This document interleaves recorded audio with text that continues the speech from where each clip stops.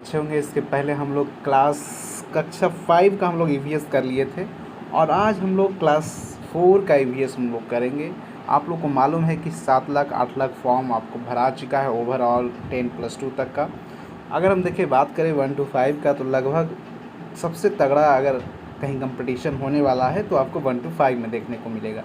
तो इसलिए आप अगर शादीशुदा हैं, महिलाएं हैं, तो आप लोग भी समय को निकालिए 7 से 8 घंटा अभी जितना ज़्यादा हो सके। नए चीज़ों को आप ज़्यादा नहीं पढ़ें बल्कि जो एससीईआरटी का जो सिलेबस है उस पर ही फोकस करें और एनसीईआरटी है वगैरह जो भी है उसको भी आप पढ़ें और ज़्यादा से ज़्यादा आप अभी जो है प्रैक्टिस लगाएं, अपना प्रैक्टिस लगाएं। हो सकता है आपका स्कोर कम है तो फिर उस प्रैक्टिस को एक ही प्रैक्टिस को आप सेट को बार बार लगाएं, ठीक है। मान लीजिए एक बार आप किसी प्रैक्टिस को लगाते हैं उसके बाद उसको दोबारा नहीं है उसको आप रिवीजन करते तो वो बेकार हो जाएगा। आप कम से कम 10,000 क्वेश्चन को जो है बार बार उसको प्रैक्टिस में लाते रहें, ठीक है, ताकि वो जो है आपको याद हो जाए और फिर आपका स्कोर अच्छा हो जाएगा। तो चलिए, कैसे आप लोग हैं, उम्मीद है कि आप लोग अच्छे होंगे। और हम लोग जो है आज कक्षा 4 का ईवीएस शुरू करेंगे, ठीक है। लगभग इसमें 15 से 20, 22, 25 चैप्टर है और 25 चैप्टर को आज हम लोग पूरा तरीके से समाप्त करेंगे। तो पहला अध्याय हमारा है अध्याय 1, रंग बिरंगे फूल खिलते नहीं। अध्याय 1 में इसमें बताया गया है आपको दिन में फूल खिलने वाले और रात में फूल खिलने वाले फ्लावर्स की बात की गई है। तो दिन में कौन सा फ्लावर जो है खिलते हैं, तो चलिए दिन वाला डहेलिया, कमल, डेजी, जेरेनियम, मॉर्निंग ग्लोरी। जबकि अगर रात वाले बात करें तो रात रानी, चंपा, जूहू, धतूरा, रंजना गंध्या, चमेली। इस तरीक़ा से आपके एग्जामिनेशन में आपको दिया जा सकता है, कन्फ्यूजन के लिए प्रश्न दिए जा सकते हैं और आप वहाँ पे कन्फ्यूज आ जाएंगे और कन्फ्यूज आ जाके दिन वाला पूछेगा रात वाला, आप दिन वाला मार के चले आएंगे।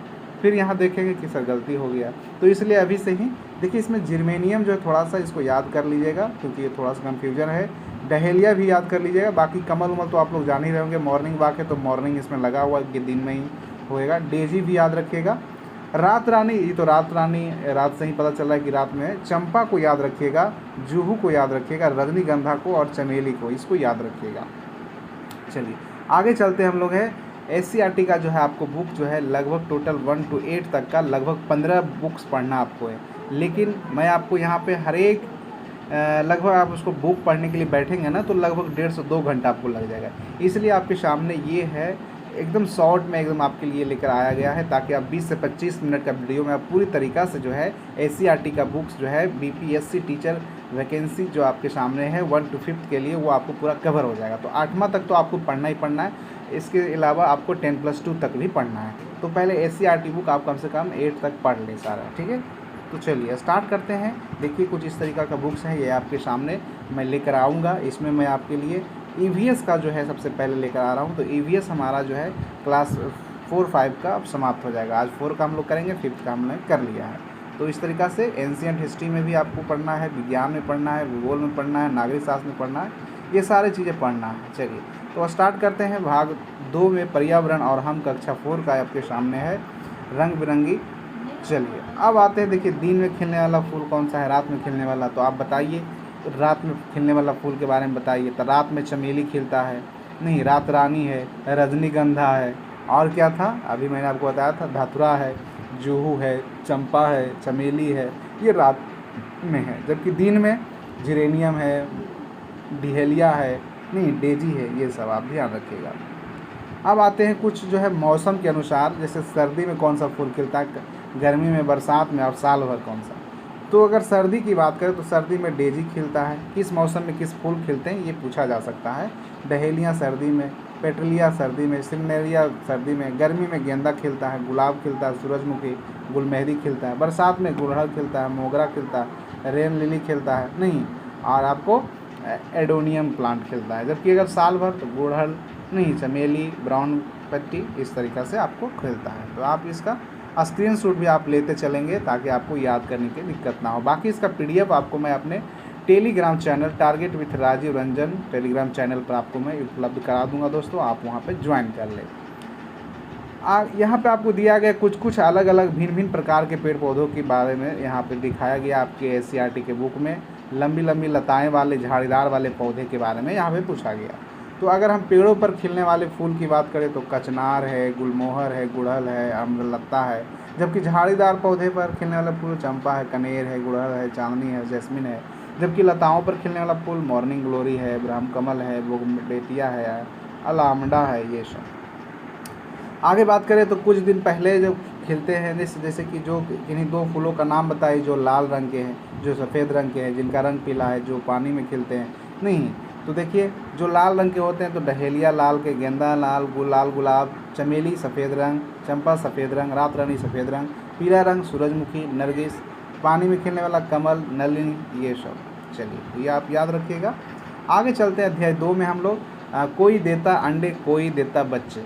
तो आपको मालूम है, देखिए यहाँ पे कौन कौन पक्षी, नहीं कौन कौन जानवर जो है अंडे देते हैं, कौन कौन जानवर जो है नहीं बच्चा देता है, ये सब आपको सामने यहाँ पे बताया गया है।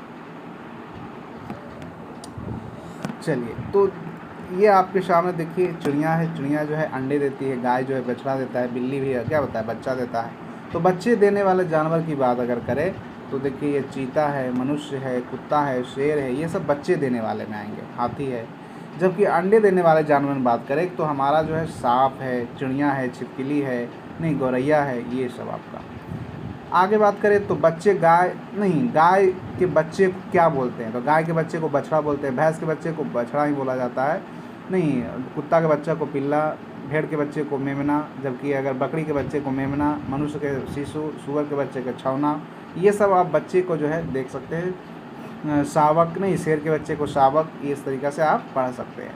कुछ जंतु है यहाँ पे, जीव जंतु हैं जिनके बारे में जो अंडा देते हैं और जो एक बार अनेक अंडे देने वाले हैं। जैसे एक बार में एक अंडा और एक अनेक बार अंडा देते हैं। तो मुर्गी जो एक बार में एक ही अंडा देता है, बत्तख एक बार में एक ही अंडा देता है, छिपकली भी एक बार में एक अंडा देता है, जबकि कोयल भी एक बार एक अंडा देता है। ठीक है, अपने एक बार में हुआ। लेकिन अगर एक बार में अनेक अंडे देने वाले जैसे हैं, जैसे चिड़िया बहुत सारी अंडा देती है, घड़ियाल बहुत सारा अंडा, सांप भी बहुत सारा, कछुआ भी बहुत सारा, नहीं इस तरीक़ा से आपका हो जाएगा। चलिए, कुछ जीव अंडे ना देकर सीधे बच्चे को जन्म देते हैं। जैसे क्या क्या है, तो भैंस है, नहीं गाय है, घोड़ी है, सियार है, बिल्ली है, ये सब। नहीं, तो यहाँ पे जीव जंतु के नाम, गाय के बच्चे को क्या कहते हैं, बछड़ा, भैंस के बछड़ा, कुत्ता को पिल्ला, भेड़ के मेमना, बकरी को मेमना, मनुष्य के शिशु, सूअर के छौना, शेर का शावक। इस तरीक़ा से कुछ ऐसे भी जीव हैं जो एक बार में एक बच्चे ही जन्म देते हैं और कुछ इससे अधिक है। तो उसको अगर हम देख लें तो गाय जो है एक बार में एक ही बच्चा देता है, भैंस भी एक बार में एक ही, घोड़ा भी एक बार में एक ही। जबकि अगर देखें तो बकरी जो है वह ज़्यादा बच्चा देती है, एक से अधिक, कुत्ता भी एक से अधिक बच्चा देता है, बिल्ली भी एक से अधिक बच्चे देता है। चलिए, अब अपने आसपास के बहुत सारे जीव नवजात बच्चों को देखे होंगे आप। नहीं, गाय का बच्चा जो होता है वह बच्चा वो चलने लगता है, लेकिन बिल्ली का बच्चा नहीं चलता है। जिनके मुंह में शुरू से दांत होते हैं वह गाय का बच्चा होता है, भैंस का बछड़ा होता है। नहीं, जिनके मुंह में शुरू से दांत नहीं होते, मनुष्य का बच्चा, देखिए सांप का बच्चा में दांत नहीं होता है शुरू में। चलिए, कुछ यहाँ पे बच्चे देने वाले जीव हैं, गाय, हाथी, हिरन, हवेल, डॉल्फिन, कुत्ता।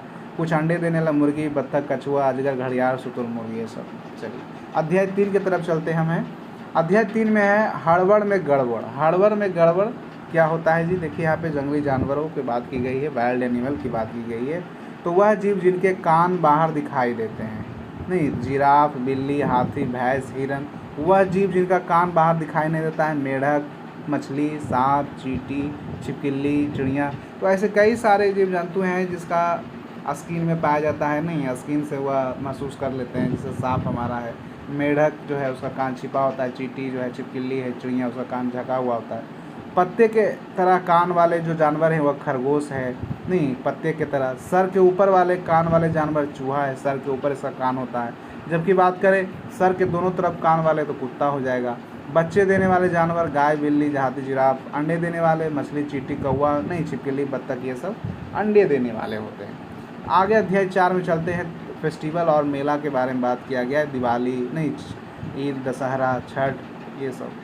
गुरु गोविंद सिंह का जन्म जो है पटना में हुआ था, आपको मालूम है। ये देखिए आपको पटना साहिब हर मंदिर यहाँ पर लंगर खाते समय दिखाया गया है। और जो है सिखों के बारे में बात करें, सिख धर्म को लेके, तो सिख धर्म पूजन स्थल को गुरुद्वारा कहा गया है। और पटना साहिब में किस 10वें गुरु गोविंद सिंह का जन्म हुआ था। और यहाँ पर एक बहुत बड़ा गुरुद्वारा भी है जो तख्त हरी मंदिर साहिब कहलाता है। और यही सभी श्रद्धालु भक्तों के लिए भोजन की व्यवस्था भी होती है, जिसे लंगर कहते हैं। लंगर में सभी लोग एक साथ बैठकर भोजन करते हैं। भोजन सामग्री लाने, धोने, काटने, पकाने, परोसने सभी काम जो है मिलकर करते हैं। बर्तनों की सफाई का कार्य भी लोग स्वयं करते हैं। लंगर पूरी तरह व्यवस्था जो है सहयोग पर आधारित होता है और निःशुल्क होता है। एक तरीक़ा से सारे लोग सहयोग करके इसमें लंगर को चलाना होता है। लंगर किसने शुरू किया था, कौन से सिख गुरु ने, तो ये आपको बताना है कमेंट में। पकवान की बात करें तो कौन कौन से पकवान त्यौहार में, कौन से पकवान त्यौहार में बनते हैं। होली की बात करें तो पुआ बनता है, नहीं सत्तू तो मेष संक्रांति, लड्डू धान का लावा दिवाली में, दही चूड़ा तिलकुट मकर संक्रांति, रोट मलीदा रामनवमी, केक क्रिसमस में, खिचड़ी किस दिन खाते हैं हम लोग बताइए, हलवा ईद, नहीं मड़ुआ की रोटी जीवित पुत्र व्रत में। इस तरीक़ा से आपको दिया गया। अध्याय 5 की तरफ चलते हैं अब हम लोग। स्वाद अलग अलग, देखिए यहाँ पे आपको दांतों के बारे में बात किया जाएगा, जीभ के बारे में बात किया जाएगा। तो चबाकर भोजन करने वाले जानवर हिरन, बकरी, कुत्ता, शेर, घोड़ा, मनुष्य भी इसमें शामिल हो जाएगा। नहीं, हम लोग भी खाना चबाकर ही खाते हैं। चूस कर भोजन करने वाले तितली हैं, छिपकली है, मच्छर है, खटमल है, ये सब कैसे भोजन करते हैं, चूस लेते हैं। नहीं, जैसे कि आप देखे होंगे जो आपका खटमल होता है, मच्छर जो होता है क्या करता है, चूसता है खून को। नहीं, तितली भी क्या करता है, वो भी चूसती है रस को। निगलकर भोजन करने वाले जानवर में देखिए, निगलकर में मेढक, मोर, छिपकली, सांप, ये सब सीधे निगल जाता है। नहीं, देखे होंगे आप छिपकली को, मेढक को डायरेक्ट निगल जाता है। अब आते हैं जीभा पर। जीभा से प्रश्न पूछा जा सकता है आपके एग्जामिनेशन में, यहाँ से प्रश्न बनेगा ही बनेगा। जीभा जो है एक पेशी अंग है और जीभ का स्वाद कलिका होती है। देखिए यहाँ पे कई सारे चीज़ों को समाहित किया गया। आपका NCERT का बुक को तो किया गया है, बाकी एक्स्ट्रा चीज़ों को भी जोड़ा गया है आपके नॉलेज के लिए। जीभ का स्वाद कलिका होती है, जिसे हम कई चीज़ों का स्वाद होता है। जीभ हमें साफ और स्पष्ट बोलने में भी मदद करता है। तो जीभ का अगला भाग जो है मीठा बताता है, जो आपका अग्र भाग है ये वाला। नहीं, पिछला भाग जो है सबसे पीछे वाला कड़वा, नहीं तिक्ता जहाँ लगता है। पास भाग जो हमारा है वह नमकीन और खट्टा बताता है, जबकि बीच वाला भाग हमारा जो होता है वह स्वादहीन होता है। बीच वाला में कोई टेस्ट नहीं पता चलता है। चलिए आगे बात करें तो दांत को लेके बताया गया है। मानव का दांत विन्यास कैसा होता है, बच्चे में जो है दांत कितना आता है, नहीं 1-2 वर्ष की अवस्था में कितने, या मनुष्य के जीवन काल में कितने दांत आते हैं टोटल देखा जाए तो 32 और 20 52 दांत टोटल आते हैं। नहीं, लेकिन अगर हम दांतों में से जो है प्रश्न क्या पूछा जाता है कि चवरना कौन सा है, कृंतक कौन सा है, नहीं रदना कौन सा है, नहीं मोलर, केराइन, प्रीमोलर, मोलर, इस तरीक़ा से पूछा गया है कई बार एग्जामिनेशन में। और यहाँ से जो है मैं आपको एक ट्रिक दे रहा हूँ। इंसीजर, नहीं कैनाइन, प्रीमोलर और मोलर, ये 4 प्रकार के आपको दांत, यहाँ से दांत को बांट लेना है बीच से, देखिए। और इधर जो है नहीं 1/4 हमारा यहाँ पर दांत है, 1/4, ठीक है। तो 1/4 जो आपको देख लेना है, ऊपर नीचे को आप हटा दीजिए। नहीं, इसका 1/4 एक भाग का, 4 भाग का 1 भाग हम करते हैं, तो यहीं से आपका सारा फार्मूला निकल जाता है। 2 को हमारा कृंतक होता है, देखिए आपका जो इंसीजर है वो देखिए फोटो में दिखाया जा रहा होगा। एक हमारा कैनाइन होता है, नहीं इंसीजर क्या करता है, काटने का काम करता है, और कैनाइन क्या करता है, फाड़ने का काम करता है। तो एक हम लोग इधर कैनाइन कर लेते हैं। नहीं, उसके बाद हम प्रीमोलर, 2 हमारा प्रीमोलर होता है। नहीं, ये भी क्या करता है, ये भी क्या करता है, टुकड़ा करने का काम करता है। नहीं, और जो चवर्णक हमारा है, नहीं ये सबसे पीछे होता है, और ये जो हमारा चबाने का काम करता है। नहीं, तो इस तरीक़ा से आप इस फार्मूला से आप याद रख सकते हैं कि हमारा इंसीजर जो है वो 2 होता है। नहीं, जबकि कैनाइन जो हमारा 1 होता है, प्री मोलर हमारा फिर 2 होता है, और मोलर हमारा 3 होता है। तो 3 2 5, 5 2 7 1 8, नहीं तो 8 दांत आपको यहाँ दिख रहा होगा, मतलब 1/4 8। तो इसी तरीक़े से दूसरा चौथाई में अगर देखेंगे तो 8 दूनी 16, नहीं टोटल अगर एक में बात करें, नीचे वाला अगर हम जबड़े की बात करें तो 16, और ऊपर वाला 16, तो 16 दूनी 32 दांत हमारा होता है टोटल। नहीं, चलिए तो यहाँ पे देखिए बताया गया है आपके सामने, कृंतक दांत काटने वाले इंसीजर, नहीं छीलने वाला कैनाइन होता है, चबाने वाला जो है आपका चवर्णक होता है। इसी में आपको जो है प्री मोलर को भी डाल दिया गया है, ठीक है। चलिए तो ये फार्मूला आप याद रखिएगा 2 1 2 3, नहीं ICPM। दांत की अगर और भी बात करें हम तो इंसीजर हमारा काटने का कार्य करता है, कैनाइन हमारा फाड़ने का काम करता है, प्री मोलर पीसने चबाने का, मोलर पीसने और चबाने का दोनों काम करता है। तो इस तरीक़ा से आपको याद रखना है ICPM करके। नहीं, दूध के दांत जो है वह 8 वर्ष में गिर जाते हैं। दूध के दांत टोटल कितने होते हैं बच्चे में? 20 दांत होते हैं, और जबकि 32 ऐसे, तो 52 दांत पूरे जीवन साइकिल में हमारा होता है मनुष्य के। दांतों की ऊपरी सतह को इनेमल कहते हैं। जो सबसे हार्ड होता है वह हमारा इनेमल ही होता है, इनेमल, ठीक है। यह शरीर का सबसे कठोरतम भाग भी होता है इनेमल। इसका निर्माण जो है कैल्शियम एनिमल से होता है, नामक लवण प्लस प्रोटीन से होता है। काफ़ी स्ट्रांग होता है इनेमल हमारा। चलिए, दांतों को अगर बात करें, इससे प्रश्न की बात करें तो काटने वाला दांत कृंतक हो गया। अमरूद से मिर्च आप काटते हैं कहाँ से? कृंतक से काटते हैं। चबाने वाला दांत चवर्णक हो गया, नहीं। छीलने वाला आपका रवनक हो गया, जैसे गन्ना उन्ना जो हम छीलते हैं, नहीं, वो हमारा रवनक हो गया। तो अलग अलग तरह का काटने वाला दांत है, छीलने वाला दांत है, चबाने वाला दांत हमारा है। पिलास की तरह बात करें तो कौन सा दांत होता है? तो कैनाइन होता है, छीलने की तरह नहीं। ताड़ू देखते हैं आप, छीलते हैं पिलास से। खरल करना एक तरीक़ा से चवर्णक, मोलर चबाने वाला खरल की तरह होता है, नहीं, खरल, खैल की तरह, खल जैसे होता है ना, खल हमारा उखड़ी उखड़ी देखें खल, उसी तरीक़ा से वो चिबाता है। कैंची की तरह हमारा कृंतक होता है, नहीं, इंसीजर होता है, कैंची की तरह कट कट काटने वाला, नहीं। आगे चल रहे अध्याय 6। हरियाली और हम की बात करें तो तेल देने वाले पौधे सरसों राई तेल है, नहीं। औषधि गुण वाले पौधे की बात करें तो तुलसी हरसिंगार है। कांटेदार वाले पौधे गुलाब बबूल कैक्टस है। छायादार वृक्ष पीपल बरगद है। सबसे ज़्यादा ऑक्सीजन देने वाला हमारा पीपल है। घर के आसपास उगने वाला पौधा आम जामुन अमरूद है। जंगल में उगने वाला साल शहतूत है। खेजड़ी एक गांव है राजस्थान का, यहाँ से प्रश्न बन सकता है। खेजड़ी जो है यहाँ जल, आप मानते ही हैं कि रेगिस्तान में जो है जल नहीं पाया जाएगा ज़्यादा, तो खिजड़ी जो है लकड़ी के कीटों का प्रभाव नहीं पड़ता है। खिजड़ी नहीं, इसका फलिया जो है सब्जी बनती है और इसका छाल से दवा बनती है, नहीं।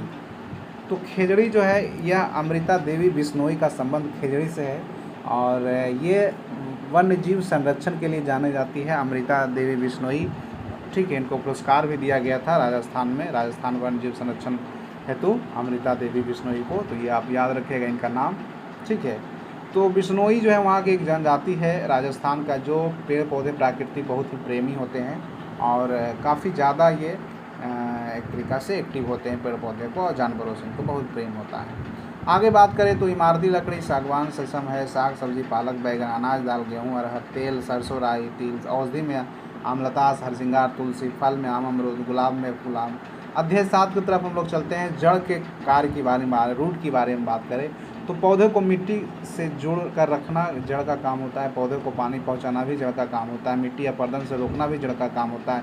खनिज लवण पौधे तक पहुंचाना भी जड़ से ही हमारा जाता है। जड़ जो है 2 प्रकार के होते हैं। एक मूसला जड़, नहीं, जिस जड़ में एक मुख्य जड़ हो उसमें कई जड़ें निकल जाती है, तो मूसला जड़ जो हमारा मुख्य जड़ होता है। एक होता है हमारा रेशेदार जड़, जिस जड़ पर कोई मुख्य जड़ नहीं है बल्कि सभी जड़ें जो है एक ही स्थान से निकलती है, उसे रेशेदार जड़ या झगड़ा कहते हैं। मूसला जड़ हमारा जो है इस तरीक़ा से आपको दिख सकता है फोटो में, क्या होता है मूसला जड़, नहीं, ये देखिए हमारा मूसला जड़ है और ये हमारा जो है रेशेदार जड़ है, बहुत सारा इसमें रेशा है। मूली का पौधा देखिए मूसला जड़, घास जो कि रेशेदार जो हमारा होता है। चलिए, क्या आप जानते हैं ऑस्ट्रेलिया में रेगिस्तानी ओक नामक एक पेड़ पाया जाता है। इस पेड़ की ऊंचाई आपकी कमरे की दीवार के लगभग होती है और पत्तियां बहुत कम होती है। यह पेड़ के ऊपर जितना दिखाई देता है इससे 30 गुना जो है अधिक इसकी जड़ें ज़मीन में गहराई तक जाती है, मतलब बहुत ही गहरी होती है इसकी जड़ें। और इसकी जड़ें जो है जब तक पानी तक नहीं पहुँचती है तब तक वो बढ़ती रहती है, मतलब इस सीधे नीचे एकदम पानी, अगर 70 फीट जाना हो, 70 फीट नीचे पानी है तो 70 फीट तक इसकी जड़ें जाएगी। पानी जड़ से होकर पेड़ के तने में जमा होता है, नहीं, पानी जो है जड़ से होकर पेड़ के तने में जमा हो जाता है, नहीं, मतलब ये जो हमारा रेगिस्तानी ओक पेड़ है इसके जो है तने में पानी जमा होता है, जड़ से आता है। और जब कभी इस इलाके में पानी नहीं होता है तो लोग, यहाँ के लोग जो है जानते हैं कि इसके तने में पानी पाया जाता है और वो पाइप डालकर निकाल लेते हैं। चलिए, तो इस तरीक़ा से ये काफ़ी इंटरेस्टिंग था रेगिस्तानी ओक हमारा। ये देखिए आपके सामने, ये इसका पौधा भी है, पेड़ भी है। अध्याय 8 में हम लोग देखते हैं देख तमाशा। राजस्थान में मकर संक्रांति के अवसर पर, नहीं, पतंग वगैरह उड़ाई जाती है। अलग अलग राज्यों में अलग अलग तरह का, बिहार में भी देखिए अनंत चतुर्दशी होता है, नहीं, दिल्ली में मेष संक्रांति होता है। अब अध्याय 9 की तरफ आए, जब मामा जी घर आए, ऐसे कुछ रिश्ते के बारे में बात किया गया था। अध्याय 10 में जो है छठ पर्व बहुत ही इम्पोर्टेंट है बिहार स्पेशल को लेके। छठ पर्व जो है बिहार का एक बहुत प्रमुख त्यौहार है और बहुत बड़ा है, और इस कार्तिक मास और चैत मास 2 बार इसको मनाया जाता है। नहीं, चैत और कार्तिक इस तरीक़ा से पूछा जा सकता है आपको हिंदी मास के अनुसार कि कौन कार्तिक और चैत मास नहीं, ये याद रखिएगा आप। छठ पूजा लगभग 4 दिनों की होती है, चलती है। छठ पर्व जो है भगवान सूर्य की पूजा होती है, और छठ पर्व में जो व्यंजन बनता है वह ठेकुआ होता है। छठ पर्व में स्त्रियां जल में खड़े होकर सूर्य को जो है अर्घ देती है। तो ऐसे अवसर पर जो है आप छठ परिवार आपके घर में होता होगा तो आपको मालूम ही होगा कि कितना दिन का होता है छठ, और कैसे कैसे क्या क्या विधि रीति रिवाज वगैरह है। तो दुर्गा पूजा जो है आप मनाते होंगे, छठ मनाते होंगे, होली, दिवाली, छठ, ये सब होता है। चलिए आगे चलते हैं। अध्याय 11, आओ नक्शा बनाएं मैप को लेके। तो मैप से क्वेश्चन आपसे पूछा जा सकता है, ठीक है, और मैप तो एकदम रहेगा ही रहेगा। तो भारत जो है, सॉरी भारत में कह रहा हूँ, मेनली दिशा के ज्ञान तो आपको होगा ही, उत्तर, पूर्व, पश्चिम, दक्षिण, उत्तर, ये आप जान ही रहेंगे। कुल जो है दिशा 10 होती है, ठीक है। ये 4 ऊपर हो गया, और बाकी आपका उत्तर पूर्व, दक्षिण पश्चिम, उत्तर पश्चिम नहीं, सिर के ठीक ऊपर जेनित, आकाश पैर के नीचे नादिर, पताल जिसको कहते हैं हमें। तो इस तरीक़ा से आपको हम दिखाया गया है चार्ट में, आप देख सकते हैं। ये वाला हमारा इस तरीक़ा से आपको टोटल 10 दिशा, लेकिन प्रमुख रूप से 4 दिशाएं होती है, उत्तर, दक्षिण, पूर्व, पश्चिम, ठीक है। चलिए आगे चलते हैं। हमें भारत की चारों दिशा की अगर स्थिति याद करें तो उत्तर में हमारा हिमालय खड़ा है, नहीं, पश्चिम में अरब सागर है, पूर्व में बंगाल की खाड़ी है, और दक्षिण में हिंद महासागर है। नक्शे का रंग जो है प्रयोग किया जाता है। बिहार को लेकर भी प्रश्न पूछा जाएगा आपको, बिहार के उत्तर में क्या है। उत्तर में नेपाल हमारा है, दक्षिण में क्या है बताइए आप लोग, नहीं, पूर्व में क्या है, पश्चिम में क्या है, उत्तर प्रदेश है। तो इस तरीक़ा से आपसे पूछा जा सकता है। दक्षिण में झारखंड है, नहीं, पूर्व में हमारा क्या है। तो इस तरीक़ा से आपसे पूछा जाएगा अध्याय में। नक्शा का रंग जो है, जलाशय के लिए नीला रंग प्रयोग होता है, पर्वत में भूरा रंग, पठार के लिए पीला रंग, मैदान के लिए हरा रंग का इस्तेमाल होता है। ये कुछ रेलवे लाइन का आपका सामने दिया गया है, ठीक है, चिन्ह है, ये नक्शा में आपको काम करेगा। इस तरीक़ा का जो है सिंबल जो है आपका, आप इसका नाम समझ सकते हैं। अगर इस तरीक़ा का सिंबल होगा तो रेलवे लाइन, अगर इस तरीक़ा का सिंबल होगा तो तालाब, इस तरीक़ा का पक्की सड़क, इस तरीक़ा का कुआं, इस तरीक़ा का अगर रहेगा तो कच्ची सड़क, इस तरीक़ा का रहेगा तो मंदिर। ये हमारा सिंबल है जो भारत सरकार के द्वारा यूज किया जाता है। अंतर्राष्ट्रीय सीमा, नहीं, मस्जिद, इस तरीक़ा से राज्य, गिरजाघर, जिला, नहीं, सड़क, पुल, नदी के लिए, पेड़ के लिए, नहर के लिए, घास के लिए, इस तरीक़ा का इस्तेमाल किया जाता है सिंबल। अध्याय 12 की तरफ चले तो यहाँ पे अपना प्यारा घर के बारे में बताया गया है। पक्षी अपना घोंसला कैसे डाल से लटकता हुआ घोंसला बनाता है। ऐसे ही एक चिड़िया है, दर्जन चिड़िया, टेलर नहीं, बर्ड, जो घोंसला पत्तों को सील कर बनाती है। बुलबुल अपना घोंसला बरगद के पेड़ पर बनाती है, बुलबुल नहीं। चमगादड़ जो है केवल रात में ही दिखाई देता है। उल्लू जो है आपको भी रात में ही दिखाई देगा। पक्षी का नाम की बात करें तो कौवा जो है पेड़ पर बनाता है घोंसला, कबूतर जो है घर की छत पर, तोता जो है क्वार्टर में, नहीं, दर्जन जो है पेड़ के पत्तों पर सिल कर दर्जन चिड़िया। उल्लू जो है नहीं बनाता, ये पेड़ पर ही रहता है, ये घोंसला नहीं बनाता। गौरैया जो है मनुष्य के घर में बनाता है। कठफोड़वा जो है पेड़ में छेद कर बनाता हुआ। नीलकंठ नहीं बनाता है। बयां जो है ये डाल से लटकता हुआ आता है। तो इस तरीक़ा से याद रखिएगा। अध्याय 13 की तरफ चलते हैं। तो खेत के से घर तक की बात करें तो जाड़ों में बोए जाने वाला फसल की बात करें, खरीफ और रबी फसल से जो है कई बार प्रश्न आपको देखने को मिल सकता है। तो खरीफ फसल जो है इसका जो है धान, अरहर, मक्का, बाजरा, ज्वार, ये सब खरीफ फसल में आता है। खरीफ का जो है बुआई जो है जून जुलाई में होता है और कटाई सितंबर अक्टूबर में, ठीक है। तो खरीफ फसल जो है जाड़े में बोया जाता है, जून जुलाई नहीं, सॉरी ये जाड़ा नहीं होगा, ये गर्मी हो जाएगा, उल्टा लिखा गया है, गर्मी, ये हमारा जाड़ा हो जाएगा, ठीक है, मिस्टेक से। तो जो हमारा गर्मी में जो बोया जाता है, इसे अभी जून जुलाई, अभी गर्मी चल रहा है ना, तो गर्मी में हमारा खरीफ बोया जाता है और इसको सितंबर अक्टूबर में काट लिया जाता है। जबकि जाड़ा में जो है रबी फसल बोया जाता है, रबी फसल, और सरसों, गेहूँ नहीं, चना, मटर, राई, ये सब इसका बुआई जो है अक्टूबर नवंबर में होता है और जनवरी फरवरी में कटाई हो जाता है। बीजड़ से तैयार होने वाली फसल की बात करें तो धान, प्याज, गोभी, मिर्च। बीज से तैयार होने वाली बात करें तो गेहूँ, मक्का, सरसों, दलहन, ये सब बीज से होता है। आगे चले कुछ ताल का, यहाँ गर्मी में बोए जाने वाला अनाज कौन कौन है, अभी मैं बताया आपको खरीफ फसल में नहीं, धान गेहूँ। जाड़े में आपको अभी मैंने बताया कि गेहूँ नहीं, मकई, चना, सरसों, ये हमारा धान। मक्का जो है हमारा खरीफ फसल का एग्जाम्पल है। चलिए आगे चलते हम लोग हैं अध्याय 14 में, बाल मेला और खेल। तो यहाँ बाल मेला की बात करिए, लड़कों को खेलने वाला खेल के बारे में, लड़कियों को खेलने वाला खेल के बारे में बताया गया। अध्याय 15 में आपको आसपास की सफाई, कूड़े कचरे की बात की गई है। 16 अध्याय में मीठा शहद के बारे में बात किया है। मधुमक्खी जो है शहद से इसका मधुमक्खी के शहद तो बनता ही है और मोम भी बनता है। नहीं, छत्ता पर उपस्थित 3 तरह के मधुमक्खी होते हैं। मधुमक्खी से आपका ईवीएस में दिया गया है। तो सबसे बड़े आकार की जो मधुमक्खी होती है वह रानी मधुमक्खी होती है, जो इसका काम होता है अंडा देना।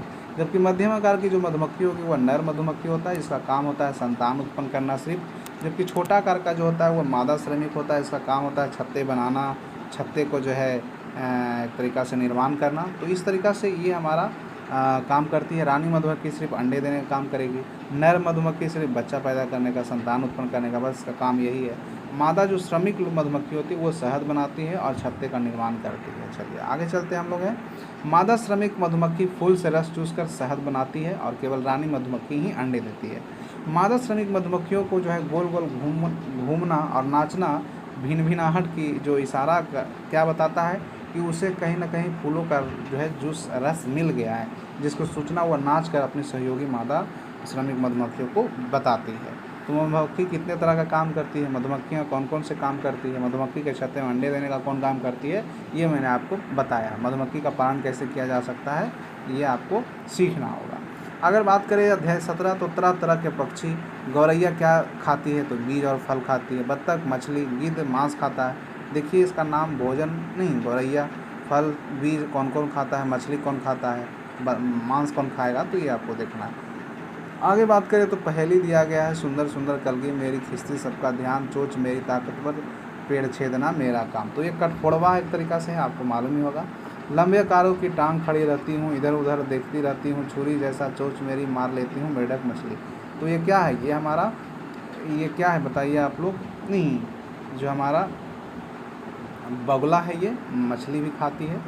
सबसे पहले मैं जागता हूँ, दूसरे फिर जगाता हूँ, सुबह का शाम दोनों मुना चूसना मेरा काम है। तो ये हमारा कुकरू को है, नहीं मुर्गा। अध्याय 18 की तरफ चले तो पिकनिक है, जंगल में पिकनिक, तो बाघ, शेर, जंगली जानवर, भालू, पालतू जानवर, गाय, भैंस, बकरी, ये सब है। सवारी का काम आने वाला घोड़ा, सामान ढोने का काम वाला ऊँट हमारा है। चलिए आगे चले तो अध्याय 9 ये इम्पोर्टेंट हमारे लिए, काकोलत जलप्रपात। नहीं, यहाँ पे बुक में सिर्फ नवादा के बारे में बताया गया था, लेकिन और भी चीज़ों को जोड़ा गया है। काकोलत जलप्रपात आपका नवादा में है, उस तरीक़ा से धुआं कुंड जलप्रपात रोहतास में है, दुर्गावती रोहतास में है, तेलहर कैमूर में है, जियार कुंड भोजपुर में है, जबकि मंझेर हमारा सासाराम में है। तो इस तरीक़ा से उसको आप याद रखिएगा। काकोलत से कन्याकुमारी। अध्याय 19 को गर्म जलकुंड आपको राजगीर में पाया जाता है, नहीं सप्तधारा राजगीर में, कन्याकुमारी से हिंद महासागर के तट पर है। चलिए आगे बात करें तो ये देखिए फोटो राजगीर ब्रह्मपुत्र का सप्तधारा का दिया गया है। तो राजगीर वाले, बिहार वाले आप लोग घूमने ज़रूर आए हैं, नहीं। चलिए 20 हम देखें तो बात किया गया है किन किन आसपास कामगारी चीज़ों को। चाक का काम क्या होता है, नहीं, हथौड़ा का काम कौन करता है, बर्तन बनाने का काम कौन करता है, लोहे का औजार, ये सब बताया गया है। चलिए कामगारों के बारे में बताया गया है, कौन कौन सी चीज़ तैयार किया जाता है। अध्याय 21 की तरफ चलते हैं तो घर के बारे में बताया गया। ईंट से घरा, घास फूस से बना हुआ घर, बहुमंजिला इमारत, अपार्टमेंट कहते हैं। नहीं, इग्लू जो है हमारा, इसको थोड़ा सा आप देख लीजिए।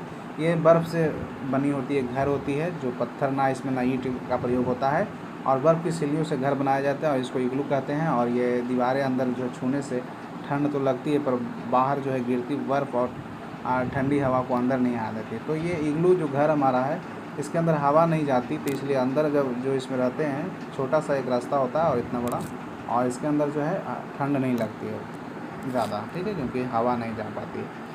अध्याय 22 में अजय जब गांव लौटा, ये देखिए हावड़ा ब्रिज के बारे में बताया गया, कलकत्ता में, नहीं पश्चिम बंगाल में। ये हमारा राजगीर का राजू मार्ग है, ये पटना का चिड़िया टावर है, ओवर ब्रिज आप देख रहे होंगे। ये गंगा नदी, महात्मा गांधी सेतु के बारे में बताया गया है। अध्याय 23 में आसपास की खोज खबर की बात की गई। भारत में जो है भरत मिश्र को जो है पद्म श्री से सम्मानित किया गया है। ये अंधे व्यक्ति थे और पत्नी इनका जो है डॉक्टर धीरा मिश्र था। इनकी कहानी है कि इनको जो है भरत मिश्र जी काफ़ी जाने माने काफ़ी प्रतिभाशाली थे। ये अंधे थे, ठीक है। तो इन्होंने ब्याह शादी रचाया, शादी करने के लिए जो इनके पास इन्होंने शादी करना चाहा था, तो इनका 76 लड़कियां जो है प्रपोजल इनको दी थी शादी करने के लिए। उनमें से इन्होंने एक को चुना था, डॉक्टर धीरा मिश्र जी को। और राष्ट्रपति ये जो है वैकेंट गिरी जी राष्ट्रपति थे उस समय, उनसे इनको मगध विश्वविद्यालय के इनको प्रोफेसर बनाया गया था। 1979 में जो है तत्कालीन राष्ट्रपति नीलम संजीव रेड्डी ने इन्हें श्रेष्ठ निःशक्त कर्मचारी पुरस्कार दिया। और भरत मिश्र जी को तो पद्मश्री मिला ही है। और तीसरा हमारा है 1985 में ज्ञानी सिंह जब थे राष्ट्रपति, ज्ञानी शैल सिंह, तो इनको जो है पद्मश्री सम्मान किया गया। मतलब ये तीन राष्ट्रपतियों से इनको सम्मान मिला था। हमारे किनको? ये हमारे भरत मिश्र थे। चलिए, तो भरत मिश्र जी काफ़ी इंपॉर्टेंट हो जाते हैं आपके ईवीएस में। अध्याय 24 की बात करें तो चिड़ियाघर के शहर, भारत का राष्ट्रीय चिन्ह आपको देखिए सत्यमेव जयते, ये अर्ध सत्य हमेशा विजय हो, सत्य की हमेशा विजय होती है। राष्ट्रीय चिन्ह है भारत का, ये आपका 4 गो इसमें शेर होता है, ठीक है। यह अशोक चक्र से लिया गया है, निर्मित है, सारनाथ जो कि है। भारत का राष्ट्रीय झंडा जो है हमारा, ये हमारा कितना लंबाई चौड़ाई, ये गलत लिखा हुआ, 2:3 होता है इसका लंबाई और चौड़ाई, 2:3 होता है, नहीं शायद 3:2 होता है या 2:3 होता होगा, यही आसपास है मेरे ख्याल से, ठीक है। केसरिया जो हमारा है बलिदान और साहस का प्रयोग है, इंडिकेट करता है। सफ़ेद हमारा सत्य और शांति, हरा हमारा खुशहाली, और चक्र हमारा देश की प्रगति के बारे में बताता है। राष्ट्रीय ध्वज जो है 22 जुलाई 1947 को अपनाया गया था। राष्ट्रीय झंडा 2004 से पहले केवल भारत के राष्ट्रपति कार्यालयों में ही फहराता था, लेकिन उसके बाद जो है यह सभी जगह फहराने लगा। नवीन जिंदल नामक व्यक्ति ने सुप्रीम कोर्ट में मुकदमा कर दिया था, और न्यायाधीश थे उस समय BN खरे ने, जो झंडा फहराने का मौलिक अधिकार फिर बाद में सबको दे दिया गया था। 19 के क के अधिकार आपको दिया गया है, आपको झंडा फहराने का मौलिक अधिकार मिला हो। राष्ट्रगान की बात करें हम, हमारा राष्ट्रगान जन गण मन अधिनायक जय है, भारत भाग्य विधाता। तो देखिए यहाँ पे बताया गया है कि हमारे राष्ट्रगान में किन किन राज्यों को जो है विवरण मिलता है। तो पंजाब, सिंध, गुजरात नहीं, मराठा नहीं, तो इस तरीक़ा से 4 राज्यों के बारे में 4 द्रविड़, उच्चकल, भंगा नहीं, तो ये 3 नहीं, 3 4 5 6 7 राज्यों को नहीं मिलता है। अगर हम हिमाचल नहीं, विंध्य पर्वत, हिमाचल पर्वत, नदी का, यमुना, गंगा, ये सब का भी विवरण मिलता है। तो ये पूछा जाता है कि हमारे राष्ट्रगान में कितने राज्यों का उल्लेख मिलता है, कितने नदियों के, कितने पहाड़ों को, ये पूछा गया है कई बार। रविन्द्रनाथ टैगोर के द्वारा राष्ट्रगान लिखा गया था, ठीक है। हमारा राष्ट्रगान तैयार किया गया था रविन्द्रनाथ टैगोर के द्वारा, ठीक है। चलिए आगे चलते हम लोग हैं। 1911 के कांग्रेस अधिवेशन में जो इसे सबसे पहले गाया गया था, और इसके अध्यक्षता उस समय पंडित BN धर ने किया था। 1912 में तत्वबोधिनी नामक पत्रिका इसे प्रकाशित किया गया था। तत्वबोधिनी नामक पत्रिका के संपादक देवेंद्रनाथ टैगोर थे। राष्ट्रगान का अंग्रेजी अनुवाद स्वयं गुरुदेव टैगोर ने द मॉर्निंग सॉन्ग के नाम से किया था। और राष्ट्रगान जो है गाने में जो है 52 सेकेंड लगता है, और लेकिन इसको किसी कारण बस कम भी संक्षेप में भी गाया जाता है, जो 20 सेकेंड लगता है। और इसे गाने से पहले आपको पंजाब में एवं अंत में बंगाल आता है, नहीं। चलिए 1913 की बात करें तो रविन्द्रनाथ टैगोर ने उनकी पुस्तक गीतांजलि के लिए इन्हें नोबेल पुरस्कार, पूरे एशिया में जो है सबसे पहले इनको नोबेल पुरस्कार मिला था, ठीक है। नहीं, 1913 में रविन्द्रनाथ टैगोर जी को। राष्ट्रगान में लिखित बात करें तो राज्यों के नाम कितने हैं? राज्यों के नाम 7 हैं। पर्वतों के नाम 2 हैं, विंध्य और हिमालय। नदियों के नाम 2 हैं, गंगा जमुना। राष्ट्रीय खेल हमारा हॉकी है, राष्ट्रीय नदी गंगा है। राष्ट्रीय फूल कमल है, राष्ट्रीय जलीय जीव डॉल्फिन है। सब याद रखिएगा आप लोग। राष्ट्रीय पक्षी के रूप में मोर को 1963 में घोषित किया गया। अब आते हैं राष्ट्रगीत पर। हमारा राष्ट्रगीत वंदे मातरम, सुजलम सुफलम मलयजम शीतलम सस्यश्यामलम मातरम वंदे मातरम नहीं, ये बंकिम चंद्र चटर्जी के द्वारा लिखा गया था। और यह गीत स्वतंत्रता आंदोलन में स्वतंत्रता सेनानियों के लिए देशभक्ति का प्रतीक बन गया। रेलगाड़ी के बारे में फिर बात किया गया है। यहाँ पर देखिए शहर के बारे में बताया गया है, तो यहाँ पर दिखाया गया, आप ये सब याद रखिएगा। अध्याय 25 में आते हैं बंटी का सफ़र। बंटी का सफ़र की बात करें तो विष्णुपद का मंदिर हमारा कहाँ है? तो विष्णुपद का मंदिर हमारा गया में है। मंगला गौरी का स्थान ये भी गया में ही है। पटना में गोलघर है। किसने गोलघर को बनाया? कैप्टन गोल्डस्टीन ने बनाया, 1786 में बनाया, और ये गांधी मैदान के पश्चिम में स्थित है हमारा गोलघर, ये आप देख रहे होंगे। इसका ऊंचाई की बात करें तो 96 फीट है, जबकि इसकी दीवारें मोटाई 12 फीट है। इसका किस चीज़ के लिए बनाया गया था? अनाज भंडारण हेतु बनाया गया था कैप्टन गोल्डस्टीन के द्वारा। पटना में हमारा पटना तख्त श्री हरिमंदिर पटना सिटी में है। नहीं, बौद्ध धर्म की स्थापना गौतम बुद्ध ने की थी। गौतम बुद्ध का ज्ञान प्राप्ति बोधगया में हुआ था, जो फल्गु नदी के किनारे है। कोडरमा झारखंड में अभ्रक खदान है। पारस की पहाड़ी, जो हमारा बिहार और झारखंड का सबसे ऊंचा पहाड़ है झारखंड की, अब वो झारखंड में है। इसके ऊपर जैन धर्म नहीं, पारसनाथ की पहाड़ी जिसके ऊपर जैन धर्म का जो है 23वें तीर्थंकर पार्श्वनाथ जी का मंदिर भी है। बिहार के क्षेत्र की बात करें तो भाषा की बात करें तो पटना, नालंदा, गया में मगही, वैशाली मुजफ्फरपुर में वजिका, दरभंगा मधुबनी में मैथिली, और मुंगेर भागलपुर में अंगिका, रोहतास और भोजपुर में भोजपुरी बोला जाता है। आगे बात करते हैं रांची में, तो काको का पांगल खाना कहा जाता है, काके पांगल खाना, और नेत्राहाट और जोन्हा का जलप्रपात भी यहाँ है। चलिए, तो इस तरीक़ा से हमारा ये समाप्त हुआ आपको आज का ये हमारा EVS। तो उम्मीद है कि आपको कैसा पसंद आया होगा। अगर आप इस PDF को पाना चाहते हैं तो हमारे Telegram channel target with Rajiv Ranjan पर ज्वाइन करें, और लाइक शेयर सब्सक्राइब ज़रूर करें दोस्तों हमारे चैनल को। थैंक यू दोस्तों वीडियो देखने के लिए। बहुत ही कम समय में आपको मैं ये पूरा नहीं, आधे घंटे में रिवीजन करवा दिया एक से लेके। चलिए, थैंक यू, जय हिंद।